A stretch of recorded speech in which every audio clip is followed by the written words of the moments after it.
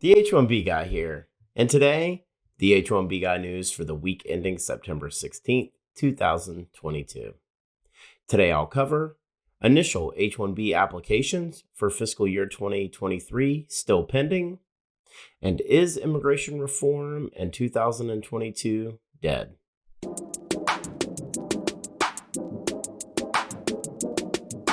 But before we get started, I'd like to ask you, if you haven't already, to please subscribe to the H1B Guy channel here on YouTube and like this video so that I can continue to produce more content like this for you. I also wanted to mention the H1B Guy offers a variety of consulting services. I help businesses and individuals solve complex work authorization issues in the recruitment process while bringing awareness to employment-based immigration benefits. If I can help you, please reach out. I'd love to hear how. And you can book an appointment directly with me via the H1Bguy.com. Today's news is brought to you by Syndesis and Path to Canada, the ideal plan B for high-skilled immigrants currently located in the U.S. whose status may be uncertain, by PERM-Ads.com, the industry leader in providing a seamless experience for employers and immigration attorneys navigating the complex PERM recruitment ad phase of the labor certification process, and by Mob Squad. Are you a technology professional facing U.S. work visa-related challenges? Don't leave your fate up to chance. Our partner Mob Squad has a solution. Join the squad. Now, the news. Well, I'd like to thank everyone who took time to join me for the H1B Guy Live on September 14th, 2022, where I discussed USCIS declaring all employment-based visas for fiscal year 2022 had been used.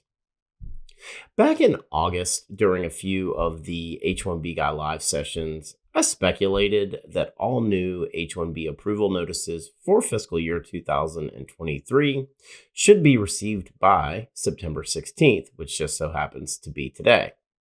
However, at the time of this publication, many of you continue to reach out to me and inquiring about your pending application.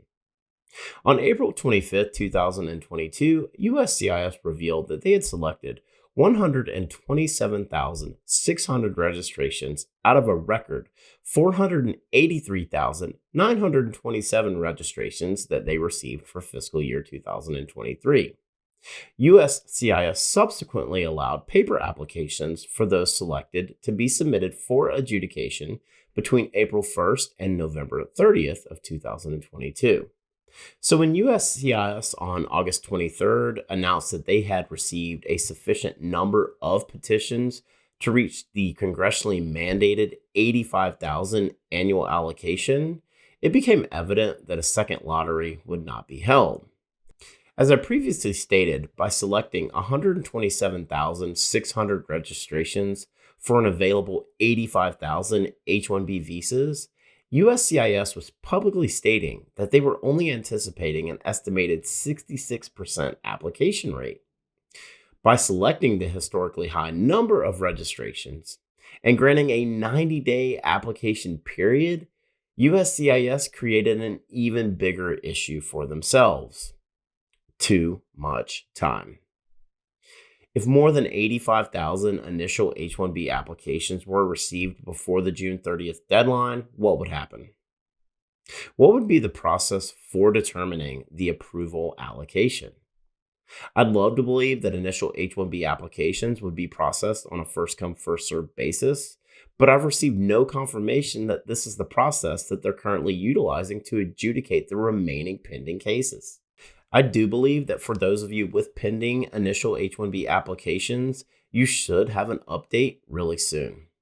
For your sake, I hope it's before October 1st, as that would be, at a minimum, the right thing for USCIS to do.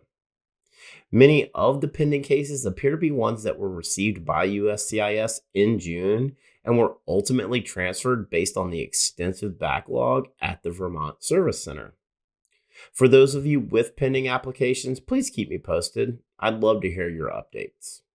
During this past Wednesday's live stream, unprompted, I discussed the likelihood of immigration reform happening before the end of the year. Unfortunately, I felt it was becoming less and less of a possibility. With the midterm elections looming in November, and the lack of any real bipartisan support in the Senate, it had the feeling to me that there was just no way that enough Republican senators would be swayed to cross party lines on behalf of immigration reform.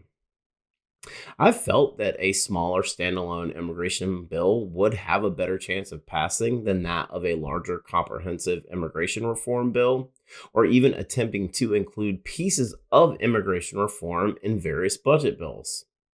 Several of the Washington, D.C. immigration beat writers, who all do excellent work, began commenting on Wednesday and Thursday that immigration reform as a whole was all but dead for 2022, after questioning many of those lawmakers close to the matter. For those of you that were so high on the Biden administration bringing a welcome change to immigration policy, I hate to say it, but I told you so. It's really been a lot of the same as prior administrations, and not much has changed overall. This has been absolutely a missed opportunity for the Biden administration. Over the next week, USCIS will celebrate Constitution Day and Citizenship Day by welcoming more than 19,000 new citizens and more than 235 naturalization ceremonies across the country.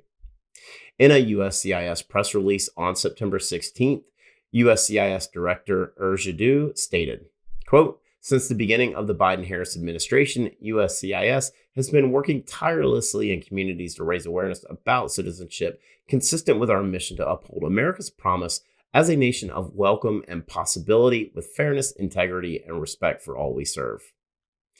Yet, nearly 20 months into the Biden administration, and we've seen very minimal attention to reform on behalf of high-skilled immigration and employment-based benefits, many of which are eager for permanent residency, let alone citizenship. For the full post on the H1B Guy news for the week ending September 16th, 2022, please check out the h1bguy.com. And a reminder that today's news was brought to you by Syndesis and Path to Canada, the ideal plan B for high-skilled immigrants currently located in the U.S. whose status may be uncertain. If you're facing an H1B denial or OPT expiration, don't get caught off guard. Make sure you have a plan B, and Syndesis and Path to Canada are your answers. They'll gladly help you navigate the process. If you'd like to find out if you qualify, please be sure to use the link in the video description below, and someone from Syndesis or Path to Canada will be in touch. And also by PERM-Ads.com, the industry leader in providing a seamless experience for employers and immigration attorneys navigating the complex PERM recruitment ad phase of the labor certification process. If you're looking to reduce your cost and overhead associated with PERM labor certification recruitment advertising, let PERM-Ads.com help you. And by Mod Squad. Are you a technology professional facing U.S. visa-related challenges? Don't leave your fate up to chance. Our partner Mob Squad has a solution. Mob Squad helps technology professionals facing U.S. work visa-related uncertainty remain working with their current U.S. company nearshore from Canada, as well as technology professionals from around the world who are seeking an opportunity to find a rewarding career in North America. Through their partnership with the Canadian government, they can obtain a Canadian work permit for you and your spouse in as little as 8 weeks. So whether you're looking to stay working with your current U.S. company or you want to find a new opportunity in Canada, please find out how the team at Mob Squad can help you via the link in the video description below. Join the squad. Just wanted to ask you again to please like this video, subscribe to the H1B Guy channel here on YouTube, and click the bell for notifications so that you're notified anytime we post new content here to this channel. If you've made it this far, I just want to say thank you for taking the time to watch my video. I really appreciate your support. The H1B Guy, your global source for all things H1B.